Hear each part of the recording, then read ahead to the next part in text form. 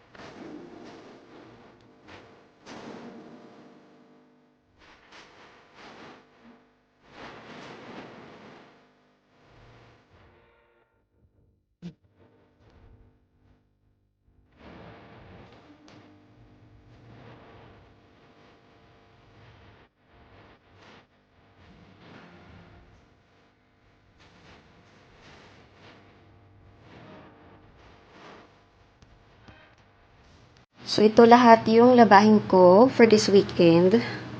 Plus, this one. Kasi nagpalit ako ngayon ng mga beddings at saka ng curtains sa room. So, nag-redecorate nga. Kaya, tingnan naman kadami. So, may natapos na akong first set ng laundry. Itong mga light colors and whites. So, ayan. Natanggalin ko na siya. And then, ipapasampay ko na lang siya kinakambal para matapos ko pa yung ibang paglilinis ko.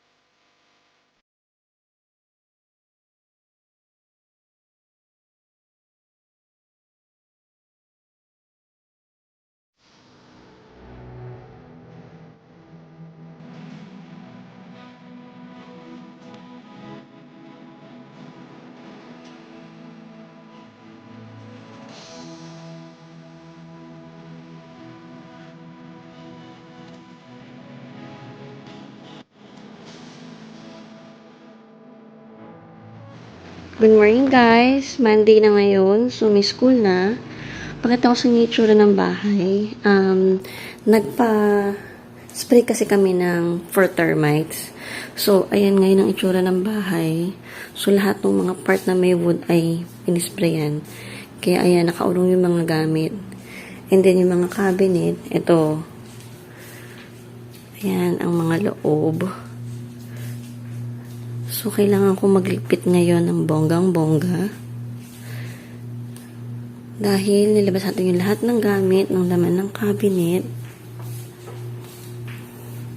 Ayan siya. So, first time ko napakita to sa inyo. So, ayan. Good thing na din para ma-vacuum na din yung loob ng ating mga cabinet. So, ayan, ang dami lipitin na yun. Ang dumi-dumi na niya. Grabe. Dito rin sa ating pantry, ayan. Yung baba lang naman yung inisprayan nila. So, yung bandang likod lang. Kaya, madali lang yung gagawin dito. And then, punta tayo sa gym. So, yung gym din ay ang gulo. Ayan. So, nakakalat lahat din ng gamit dahil tinanggal lahat yung nasa ilalim para masprayan din yun. So, may nakasampay pa nga ako. Sabi ko, sana hindi na lang ako naglaba. Kung alam kong may mag-spray today. Natin yung ilaw. So, ito. Yan, yung mga ilalim din ng closet. Pina-sprayan din. And so, nandito lahat yung gamit nakalabas. So, nilabas na ni husband. So, ayun, good luck sa pagbabalik later. Ito pa yung tira kong labahin. So, lalaban ko rin tong mga seat cushion. So, titira na lang is yung mga curtains and yung mga throw pillow cases, bed sheets, yun na lang. Pero yung mga comforters, yun yung una kong nilabhan na. Since hindi nga masyado makakilos yesterday, dahil may gumagawa. Sorry sa ingay, umaga na po. May mga sasakyan na. So, ito na ngayon yung tsura ng room na niligpit ko. Kakaligpit ko lang. So, yung mga bata nag-declutter ng things sila kahapon. Pero naiwan pa yung ibang kalat dito. Ayan. Tsaka ang gulo ng mga gamit. Dahil pinag-uurong para makapag-spray. And then, ito. Yan yung mga damit na iba nakalabas dahil inisprayan tong mga bottom cabinets. Actually, walang infestation dito sa mismong bahay namin. Yung baba yung nagkaroon sa babang house and ang dami na daw.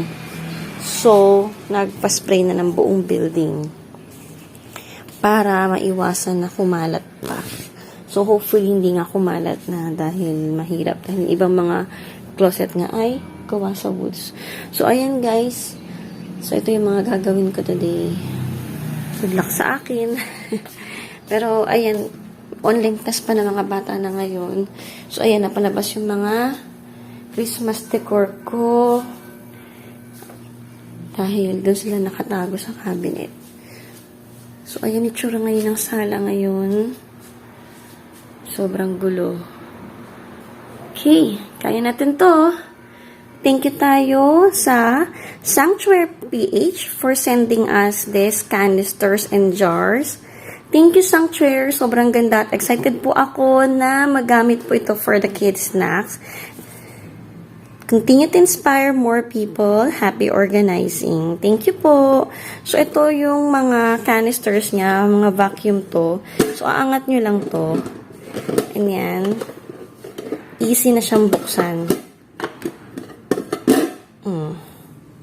Tapos, airtight na yan. Then, lagay nyo lang ulit. Then, baba nyo lang to. Ayan, o. Sealed na siya kaagad. Airtight na. So, ayan, nalagay ko yung mga kids snacks dito and bala ko itong ilagay sa area ng mga kids sa table nila for online class. Para hindi na sila kailangang umalis-alis doon pag kailangan nila ng dumukot ng konti habang nagka-class kung nagutom sila. Thank you, Sanctuary!